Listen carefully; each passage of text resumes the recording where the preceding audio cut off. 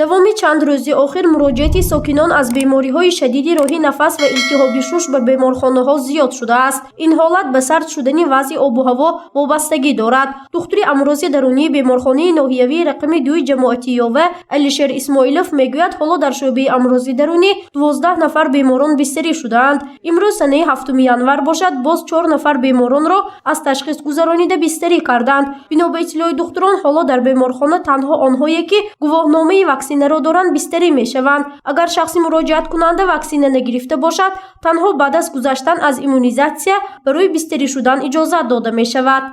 беморое ки мо муроҷиат мекунанд марказҳои саломатӣ омада бо рохат бистарӣ мешаванд. ҳозир 90%шон бо гувоҳнома.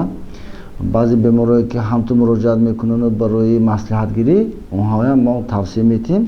ҳаминҳоям баъди гуфтугӯ, баъди корҳои фаҳмондадиҳӣ ваксина гирифта барои пешгирии бемории ковид ягона роҳи халосӣ ин ваксинатсия, имгузаронӣ гуфта мефаҳмонем.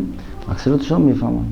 духтурон таъкид мекунанд ки гирифтани ваксина барои сокинон муҳим аст, зеро ягона роҳи пешгирӣ аз бемории сироятии коронавирус ва ҳам дигар бемориҳо ба монанди илтиҳоби шуш ва бемории шадиди роҳи нафас танҳо ваксинатсия мебошад. бино ба иттилои духтурон, онҳое ки ваксина гирифтаанд, дар ҳолати гирифторӣ ба ин гуна бемориҳо онро сабук мегузаронанд. дар акси ҳол бошад, яъне онҳое ки ваксина нагирифтаанд, муолиҷа ва ҳам табобаташон тӯл кашида, эҳтимоли вазнин шудани вазъи саломатияшон ҷой дорад.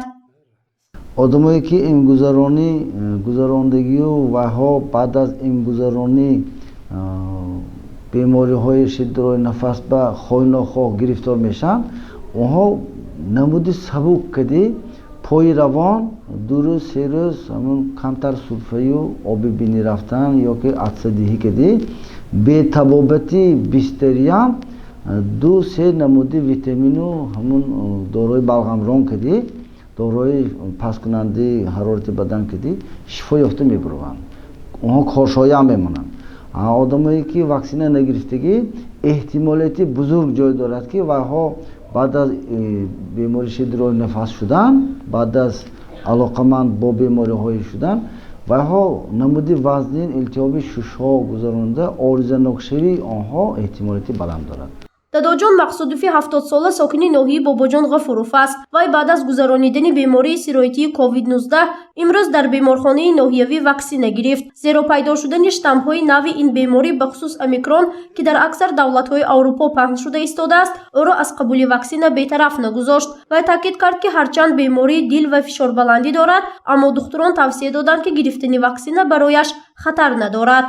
دکترها تاثیر دادن گیرتاون نقض میشتم گفتم من آمده گفتیم خدایش کر نقض من آوازر داله نیاشه که در نرمالی همش از حالا همش گفتگی منم آیم من 70 ببرم دین من گفتم که رفته گیرم چند بار دکتر رفته بودن خانه هم و گیرتاون گفتم من آمدیم من شکر نقض حاضر. ҳарчанд то имрӯз ба сокинон бо сад роҳу воситаҳо муҳимияти қабули ваксина бар зидди бемории сироятии коронавирус фаҳмонида шуда бошад ҳам, аммо фарогирии аҳолӣ ба ин маъракаи муҳим талаботи кормандони соҳаи тибро пурра қонеъ намекунад. ҳоло духтурони беморхонаи ноҳиявии рақами 2 ҷамоатии Ёва оғоз аз моҳи декабри соли 2021 гардиши хона ба хонаро ба роҳ монданд, яъне духтурони оилавӣ сокинонро дар хонаҳояшон ваксина карда истоданд. бино ба иттилои духтурон, давоми рӯз то 35-40 нафар сокинон ваксина мегиранд.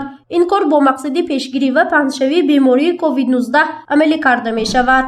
ҳозир моҳи аввали декабр оғоз карда беморхонаи рақами 2 ҷамоати Ёва 12-15 нафар духтуро марҳила ба марҳила аз рӯи нақчаи чорабинӣ тартиб дода шуда маҳаллаҳои минтақаҳои Боғи Боло, Сартоқай, Ҳаёти Нав, кӯчаҳои гирду атрофи Ёва гаштугузор карда ҳамроҳи ҳамшираҳои тибби оилавӣ, азбаски табибони оилавӣ намерасанд. мана мисол гирем Сартоқаянда табиб умуман нест, ҷандаам зиёда 6 нафар аҳолӣ зиндагӣ мекунад. Боғи Боло 2 та ҳамшира кор мекунад халос.